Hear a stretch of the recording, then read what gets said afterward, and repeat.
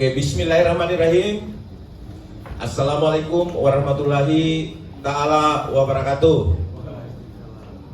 Teman-teman, rekan-rekan media yang saya sayangi dan saya hormati, hari ini kita bertemu kembali dalam rangkaian press conference resmi yang diadakan oleh tim hukum Bapak Insinyur Joko Widodo sekaligus Pradi Bersatu dan juga THMP yang tergabung dari tim hukum Bapak Insinyur Joko Widodo hari ini. Hari ini kita akan melakukan desakan. Saya menyampaikan bahwa hal ini adalah gerakan Allah ora sare atau Tuhan itu tidak tidur. Kenapa saya bilang begitu? Karena hari demi hari saya melihat bahwa apa yang dilakukan pihak daripada para tersangka ini sudah kelewat batas, dan tentunya banyak sekali hal-hal dinamika yang berjalan sampai dengan hal ini diterima oleh jaksa, di mana jaksa peneliti maupun calon JPU dan juga khususnya Kejaksaan Tinggi. Ya, ini kami akan menegaskan utamanya pada Kejaksaan Tinggi, ya.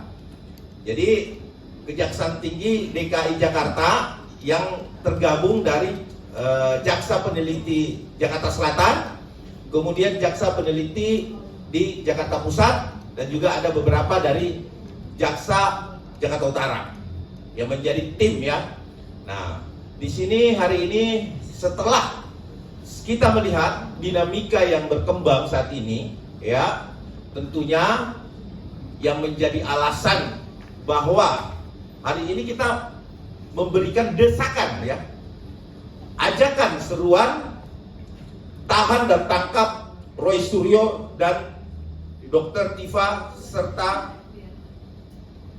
tersangka lainnya yang memang hari demi hari mengulang tindak pidananya dengan sengaja dan secara menggunakan teman-teman media sosial maupun media mainstream dalam rangka pembelaan, tapi bukan di ranah yang sebenarnya, yaitu peradilan atau pengadilan, dan berusaha untuk mengamputasi hukum dengan cara-cara yang luar biasa, yang sangat-sangat kami sayangkan dikarenakan ada yang mau mendengarkan.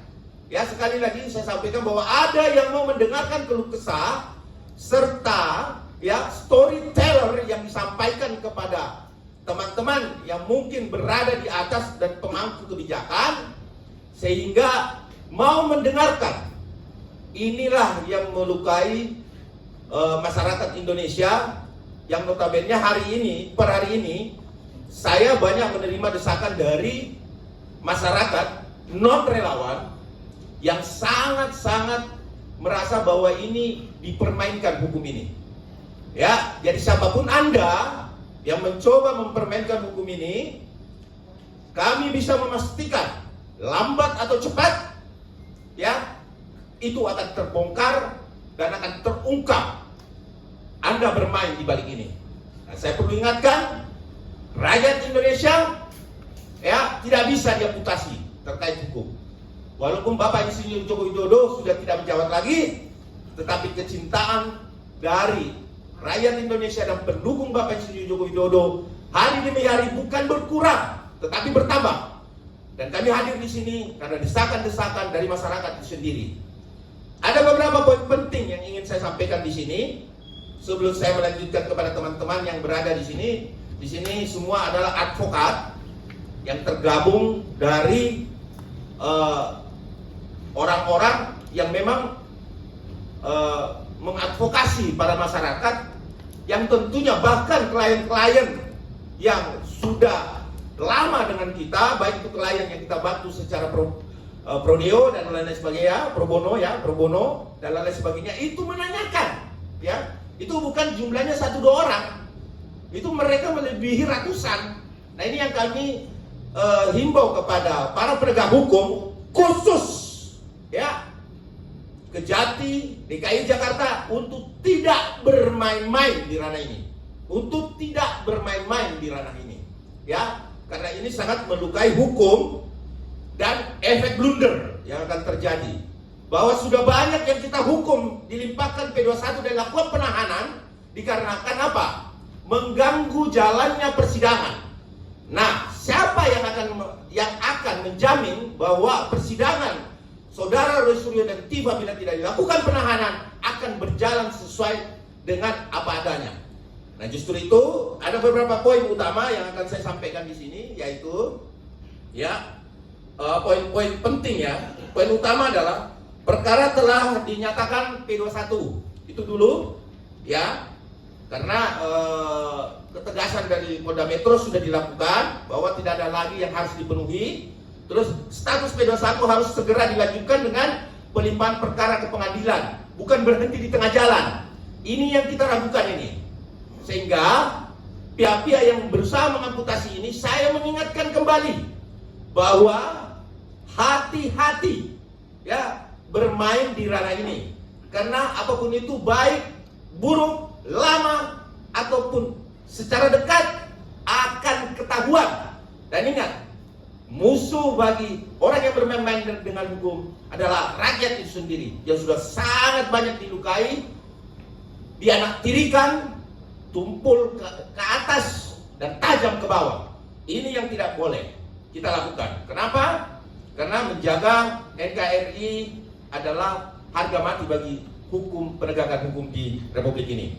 Terus yang ketiga adalah tidak boleh ada penundaan, pembiaran atau mengesampingkan perkara karena tekanan politik, ya, pengaruh kekuasaan atau kepentingan tertentu. Dan kami mengetahui pihak-pihak yang mencoba bermain di ranah ini, ya.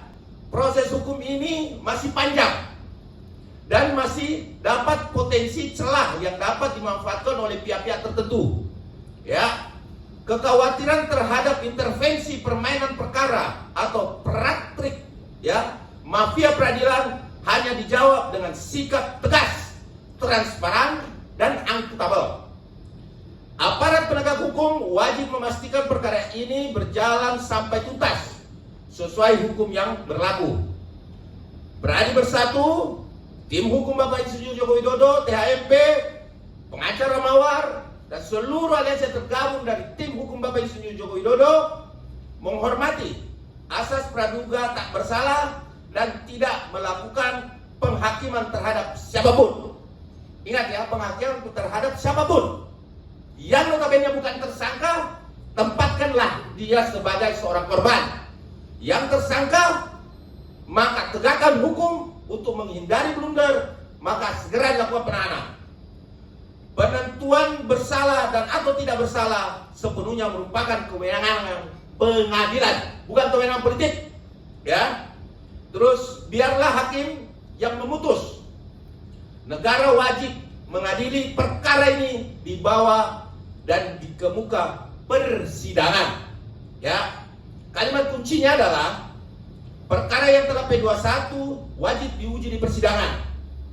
Jangan ada hukum yang tajam ke bawah. Sekali lagi kami tegaskan, tumpul ke atas. Tidak boleh ada ruang bagi intervensi. Ya. Tidak boleh ada ruang intervensi, tekanan atau permainan-permainan politik. Kami tidak menghakimi siapapun. Ya, kami hanya menentukan proses hukum berjalan dengan tuntas. Biarlah hakim yang memutuskan berdasarkan fakta hukum dan fakta peradilan secara yuridis, formil, material di peradilan. Tuntutan kita adalah 1.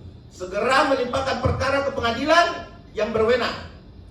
Jaminan proses hukum berjalan profesional, objektif, dan transparan. Diutamakan kondusivitas terhadap peradilan. Ini harus menjadi jaminan bagi jaksa penuntut umum sebagai wakil daripada para pelapor untuk menjaga kondusivitas dan menjamin terjadinya peradilan yang betul-betul aman, terkendali.